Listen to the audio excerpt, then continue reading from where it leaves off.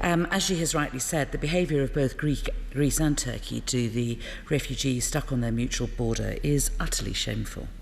Turkey for willfully putting them in that impossible position in the first place, knowing that there is nowhere for them to go, and Greece for its unacceptable, heavy-handed response, including the use of tear gas and water cannon, even against people in flimsy dinghies in treacherous conditions.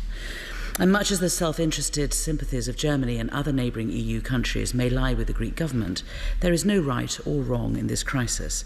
Turkey is using the threat of a refugee crisis as leverage to scare up EU and NATO support for its disastrous intervention in Idlib.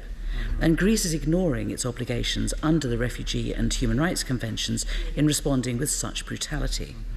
Both are equally in the wrong and should stand equally condemned, both legally and morally. And the question is, where do we go from here?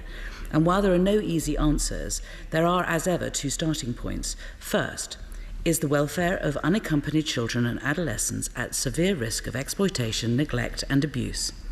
Can the Minister of State give us his estimate of how many children and adolescents are affected?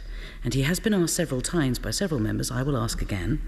Will the UK be joining Finland, France, Germany, Luxembourg and Portugal in offering these children help? Second, and again as always, we must address the crisis at its source and stem the increasing outflow of refugees from Idlib, and we must therefore urgently need an internationally agreed political solution to end the war in Syria, with the safe and peaceful resettlement of refugees at its heart.